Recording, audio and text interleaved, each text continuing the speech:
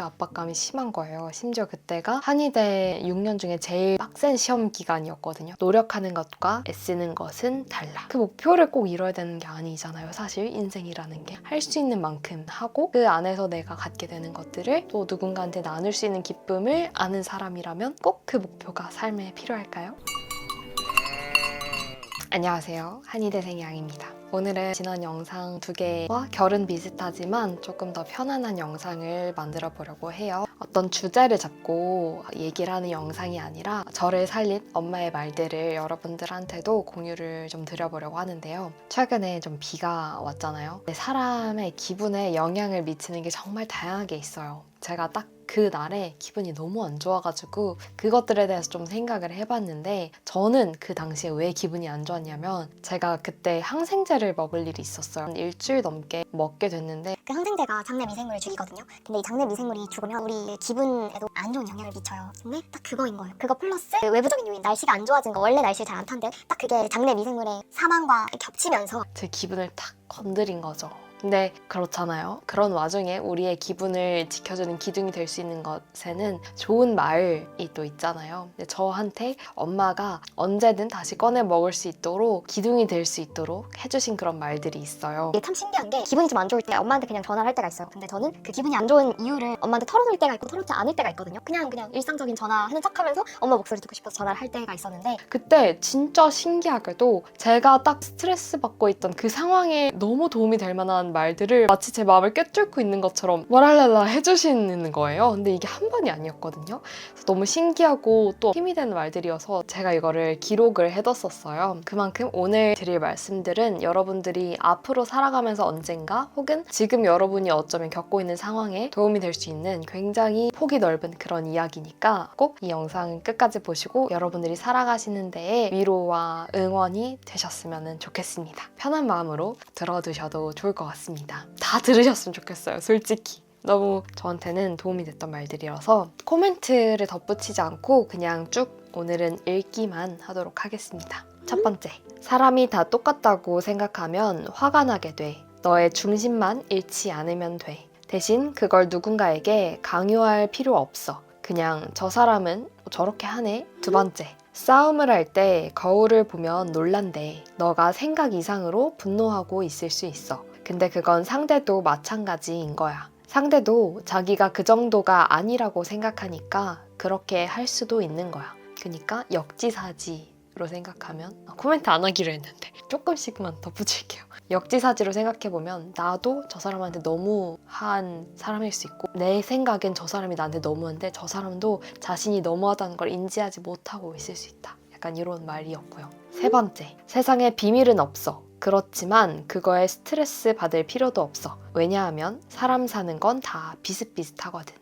네 번째, 제가 작년에 창업을 좀 해보고 싶다고 경진대회 나가고 시에서 지원도 받고 이래서 뭔가 막 만들려고 했던 때가 있거든요. 근데 그때 지원금을 데드라인 안에 모두 활용을 했어야 됐는데 그거를 너무 잘 활용하고 싶은데 다 처음이다 보니까, 그리고 다 혼자 하다 보니까 너무 그 압박감이 심한 거예요. 심지어 그때가 한의대 6년 중에 제일 그 빡센 시험 기간이었거든요. 그런데 이제 그때 막 집 이슈도 터지고 이래가지고 굉장히 제가 그 잘 해내야겠다는 마음이 심할 때였어요.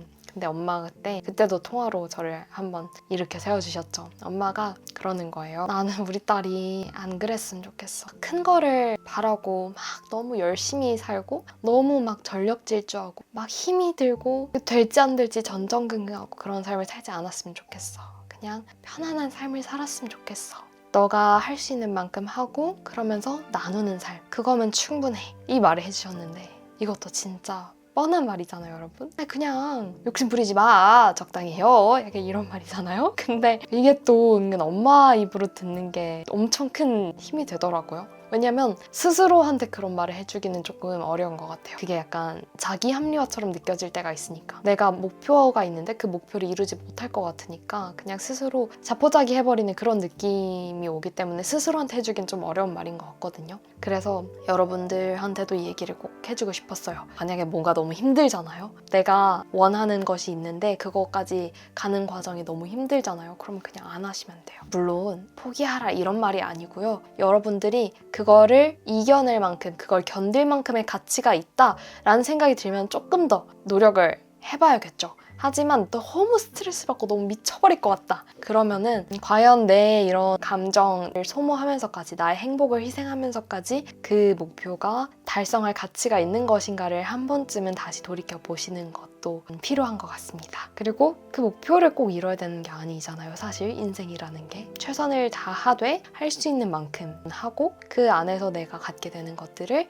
또 누군가한테 나눌 수 있는 기쁨을 아는 사람이라면 꼭 그 목표가 삶에 필요할까요? 라는 생각을 저는 해봅니다. 5번째, 너가 챙길 수 있는 작은 것들부터 베풀어. 휴지가 다 떨어져서 모두가 인상을 쓸 때 나서서 휴지를 챙기는 것부터. 대신 애쓸 필요는 없어. 노력하는 것과 애쓰는 것은 달라. 그 다음, 좋은 것, 나쁜 것을 나누지 말고 그렇구나. 7번째, 어떤 일을 해본 경험은 다른 것들을 쉬워지게 만들 때가 있어. 너가 한 달을 투자해서 누구 밑에서 일을 하건 봉사를 하건 무언가를 하나 해보는 것도 생각해봤으면 좋겠어. 여행은 언제든 갈 수 있거든. 3, 4, 7, 8. 직장엔 사실 내 편도 네 편도 없어. 내 편을 만들라고 하지만 꼭 그렇지만도 않아. 너 안에 너만의 원칙이 있다는 것만 보여주면 돼. 일하다 보면 별의별 일이 다 생기고 그래서는 안 된다고 생각하는 경우에 누군가 너를 함부로 대한다고 느껴져서 속상할 수도 있겠지만 배움이 쌓여 목소리를 낼 수 있을 때까지는 기다릴 줄도 알아야 돼. 이거는 내년에 그리고 사회초년생이신 분들에게 도움이 될 수 있는 말인 것 같기도 해요. 근데 요거는 사실 조금 조심스럽기도 한 게 아무리 우리가 MZ라는 프레임 아래에서 할 말 다 하고 참지 않고 이런 것처럼 이미지화가 되어 있긴 하지만 사실 성격에 따라서 그렇지 않은 MZ들도 그렇지 못한 MZ들도 정말 아직도 많을 거라 생각하거든요. 그래서 무조건 참으라 말하는 것도 조금 위험한 것 같아요. 근데 엄마의 말은 무조건 참으라는 그런 말은 아니고 내가 견딜 수 있는 정도의 그런 부당함인데 그것 때문에 내가 막 스트레스 받고 어떻게 나한테 이런 일이 이러면 나한테 오히려 독이 되잖아요. 그런 경우를 말씀하시는 것 같아요. 그런 경우에는 아직 너가 배움의 단계이기 때문에 그냥 어느 정도는 받아들일 줄도 알아야 된다. 처음부터 다 가질 수는 없다. 처음에는 좀 까이기도 하고 부딪히기도 하고 하면서 배워가는 과정도 좋은 건 아니지만 있을 수밖에 없다라는 그런 걸 알려주시려고 한 것 같아요. 근데 여러분 아시죠? 내가 진짜 도저히 참을 수 없는 모욕적이고 나를 해하는 그런 부당함들은 참으면 또 안 되죠. 여러분들은 현명하시니까 그 경계를 잘 아실 거라 믿습니다. 그리고 이거는 저희 엄마의 긍정 마인드가 돋보이는 말이었는데 엄마의 성격에 대해 사전 설명을 드려야 될 것 같아요. 저희 엄마는 막 엄청 사교적인 편은 아니세요. 사람은 정말 사랑하시거든요. 제가 보기에는. 그리고 엄마도 그걸 아세요. 엄마는 그냥 기본적으로 사람에 대한 자애로움이 넘치시는 분이세요. 어느 정도냐면 올해 환갑이셨는데 환갑이 되도록 저렇게 순수할 수가 있을까? 라는 그런 생각이 딸이라서가 아니라 정말 살면서 엄마 같은 캐릭터는 제가 본 적이 없었다가 올해 한 분 추가로 뵀어요.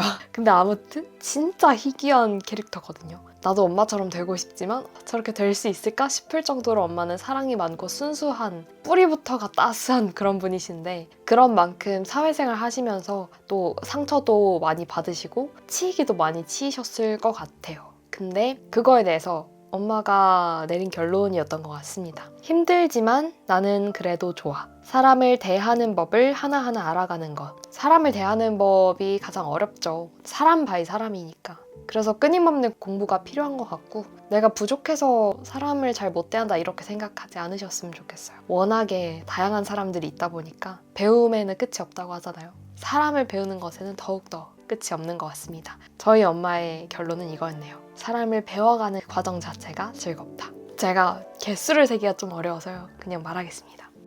31일 때 친구가 같이 1년간 외국에 다녀오자고 했어. 그땐 그걸 가게 되면 취직을 못할까봐 안 갔는데 지금 이렇게 나이를 먹고서 다시 새로운 일을 하고 있잖아. 당시의 시간의 무게와 지나고 나서 보는 시간의 무게는 정말 많이 달라. 지금 고등학교부터 다시 다니라고 하면 나는 다닐 거야. 언젠가는 50대, 60대가 대학을 가는 시대가 올 수도 있어. 우리가 사회적으로 정해져 있는 일반적인 루트가 있잖아요. 언제 대학을 가고 결혼을 하고 취직을 하고 뭐 이런 것들, 그거에 대해서 엄마가 어떤 말씀을 하시고 싶었던 거냐면 그 당시 그 사람들이 말하는 지금은 취직을 해야 될 때라고 말하는 그 당시에 내가 놓여 있을 때는 1분 1초가 한 달, 1년이 너무 귀한 순간으로 너무 커다란 시간으로 느껴질 수 있겠지만, 그래서 내가 1년 늦춰지는 게 너무 아깝고 너무 불안하고 그럴 수 있겠지만, 지나고 보니 몇십 년이 지나고 보니 그 시간은 정말 내가 그렇게까지 조급해야 할 시간은 아니었다. 인생이 생각보다 길고 그때 1년 늦어진다고 해서 다른 일을 한다고 해서 큰일이 나지 않는다. 나이가 들어도 여전히 마음만 있다면 새로운 일을 할 수 있다. 이런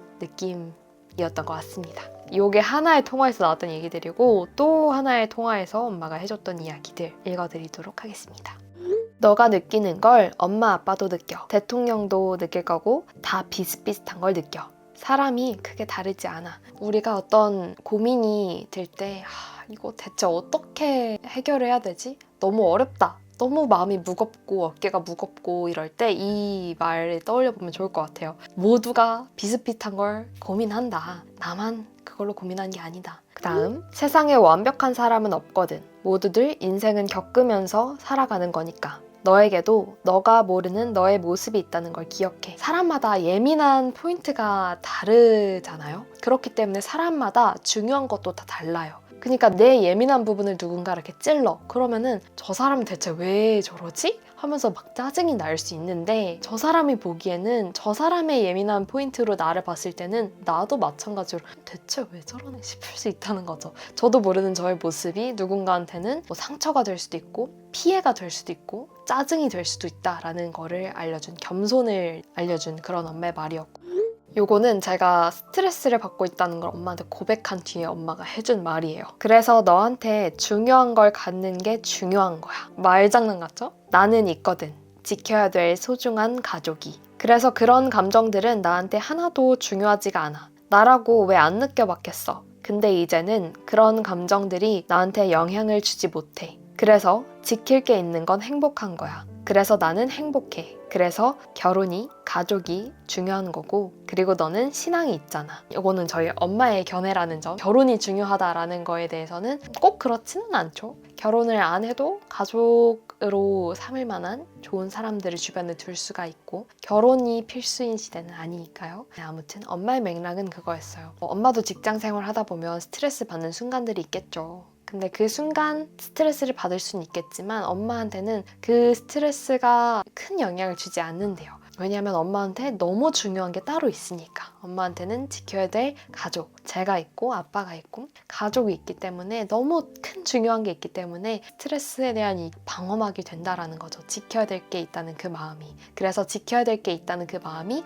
행복이라는 그런 취지의 말씀이었던 것 같습니다. 그 다음, 매 순간 스스로를 평가해선 안 돼. 근데 사실 그건 누구나 어쩔 수가 없어. 그러니 너무 매이지만 않으면 돼. 이거 진짜 뭐야, 뭐 뻔한 말이야 싶은데 너무 울림 있는 말이지 않나요? 저는 제 스스로에 굉장히 만족을 하는 편이라고 생각하고 살아왔어요. 근데 저도 모르게 자동적으로 사소한 거 하나하나에 저를 평가하는 순간들이 있더라고요. 인지를 제가 하지 않고 넘어갈 뿐. 근데 인지를 하지 않더라도 스트레스는 내 안에 남기 마련이잖아요. 그래서 그게 쌓이다 보면 어느 순간 나도 나를 평가를 이런 식으로 하고 있었구나를 느끼게 됐던 것 같은데, 그거에 대해서 엄마는 또 한 번 말합니다. 너무 당연한 거다. 그러니까 그렇게 하는 것 자체에 대해서 스트레스 받을 필요도 없고, 그렇지만 그걸 너무 매일 필요도 없다. 뻔하지만 우리가 잘 지키기 어려운, 하지만 엄청 중요한 그런 이야기죠. 이거의 그 중도는, 이거에 딱 적당한 균형은 살면서 각자한테 맞는 그 정도를 찾아가야 되는 것 같아요. 저도 아직 찾는 중입니다. 너한테 그 사람을 사랑하는 마음이 있다는 거, 그걸 잊지 않으면 돼. 인생 끝은 결국 한 줌의 모래. 이걸 생각하면 어떤 것도 아무것도 아니게 돼. 가장 힘든 마음이 저는 모순된 마음이라고 생각하거든요. 가족이 참 모순된 마음을 갖기 쉽게 하는 존재인 것 같아요. 가장 사랑하면서도 가장 이해 안 되기도 하는 게 가족이잖아요. 멀리 있을수록 좋다 뭐 이런 말이 있기도 하고, 가끔 봐야 된다 이런 말이 있기도 하고, 근데 결국 중요한 거는 내가 그 사람을 사랑하는 마음이다. 내가 사랑하는 누군가가 늘 좋을 수만은 없어요. 저 사람을 사랑하는 마음이 있다고 해서. 그 사람이 미울 때도 있고 이해가 안 될 때도 있고 짜증날 때도 있고 진짜 미치게 싫을 때도 있을 수 있어요. 하지만 그런 마음이 드는 순간에도 내가 그 마음을 한 번만 가라앉히고 결국에는 나는 이 사람을 사랑하지 이 마음을 떠올리라는 말씀을 해주시더라고요. 인생 끝은 결국 한 줄 모래이기 때문에 사랑보다 중요한 것은 결국에는 없을 것이다. 아마도.